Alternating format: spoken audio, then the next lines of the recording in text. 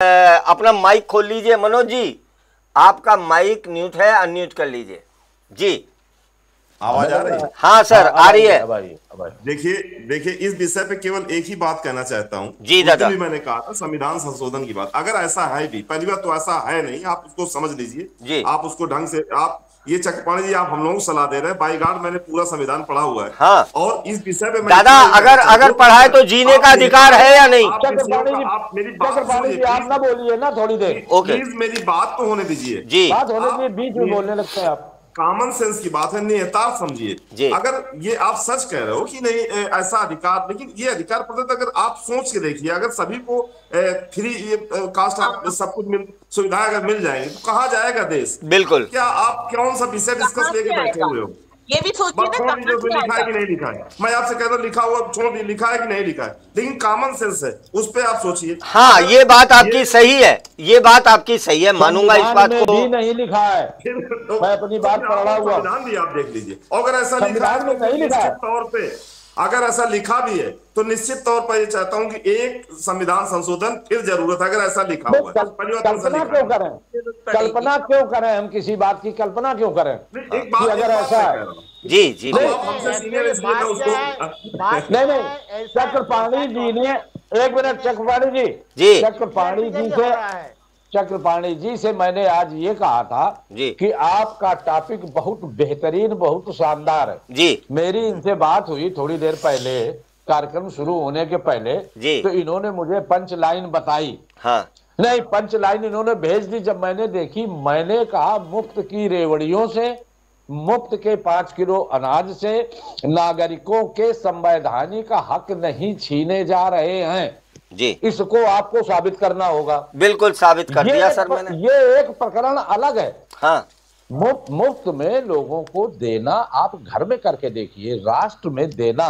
चलिए, लेकिन ये चला आ रहा है। दादा मनोज जी कुछ कहना चाह रहे थे, मनोज जी बस एक सेकंड, मनोज भाई के पास आता हूं मैं इतना बता दूं कि एक राज्य में एक योजना लागू है बहुत दिनों से, उसमें उसका नाम है जगन्ना अम्मा बोड़ी, यानी बच्चे को माँ अगर स्कूल भेजेगी तो 15,000 रुपए माँ को मिलेंगे। चलिए दादा, ये हमारा एक्चुअल में कार्यक्रम का समय भी ज्यादा बढ़ रहा है, मनोज जी अपनी बात को पूरी कर लीजिए प्लीज। नहीं, एक बात मैं बोल, अरे मुख्तार साहब मैं आपको दूंगा नंबर दादा। शांत बैठा हूँ, लेकिन मनोज जी को पूरी कर लेनी चाहिए अपनी बात, मैं आपको पूरा समय दूंगा मुख्तार साहब, मनोज जी को अपनी बात पूरी करने दीजिए। मैं लास्ट में इतना बोलेगा नहीं, हमें लगता है अरे दादा आप तो चुप हो जाइए इस विषय को लेकर जी। विषय ठीक है, संविधान में क्या क्या प्रदत्त है ये सभी को मालूम ज्ञात है, हम लोग जो भी लोग बैठे हैं, बुद्धिजीवी बैठे हैं, इतना तो ज्ञान है ही जी। लेकिन विषय जहां तक इस पे बात की नहीं, फ्री आप कास्ट सब कुछ मतलब सरकार की जिम्मेदारी है। आप सोच के देखिए, अगर सारे लोग अकर्मठ हो जाएंगे, सारे लोग अकर्मण हो जाएंगे, काम करें ही नहीं, क्योंकि अब तो ये हमारा अधिकार है, अब सरकार कहां से देगी?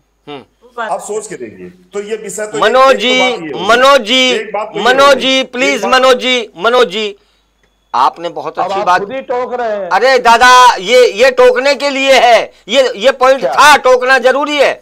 दादा आपने बहुत अच्छी बात बोली, आपने कहा जो सवाल उठाया वास्तव में लाजवाब सवाल है, इसीलिए उसी संविधान में हमारी कॉन्स्टिट्यूशनल ड्यूटी और कॉन्स्टिट्यूशनल राइट भी लिखे हैं जी। अपनी बात को पूरा कीजिए।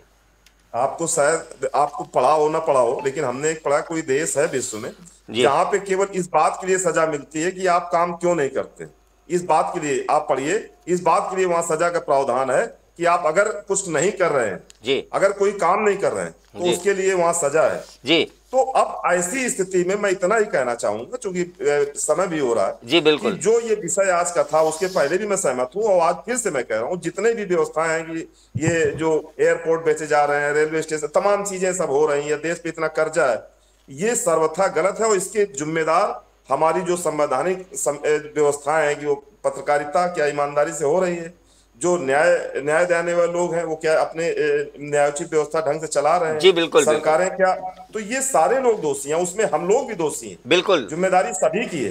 लेकिन आज की जो स्थिति है, मैं अंतिम बात कहकर अपनी बात खत्म करूंगा, जो आज की स्थिति है, देश के लिए कोई नहीं सोचना चाहता, सबके व्यक्तिगत स्वार्थ देश के हित से बड़े हो गए हैं, और वही ये कारण है जो आज की स्थितियां ये हो रही हैं। सत्ता लोलुपता इतनी बढ़ गई कि सत्ता कैसे हासिल किया जाए उसके लिए मंथन हो रहा, देश का हित कैसे होगा। जब पहले बैठक होती, सर्वदलीय बैठक होती थी, तमाम निर्णय, आज देखिए कितनी नफरत हो गई है। जी बिल्कुल बिल्कुल, आप सही कह रहे हैं। लोग पार्टियों का विरोध करते करते देश के विरोध पे उतर आते हैं। ये कहीं तक ये न्याय संगत और अच्छी बात नहीं। जी चलिए, बहुत बहुत आभार मनोज जी, आपने बहुत सटीक बात बोली है। और आज तो मैं कहूँगा कि इस बात को अन्यथा में ना ले कोई भी, सबसे सटीक बात अगर मनोज जी ने बोली है, और आप मेरे लिए सभी आदरणीय हैं, सभी सम्माननीय हैं, लेकिन जो मनोज जी ने तुलनात्मक बात बोली है, उन्होंने किसी की लाओ लिपट नहीं करके बिल्कुल एक सही बात बोली है। इसके लिए बहुत बहुत आभार, धन्यवाद।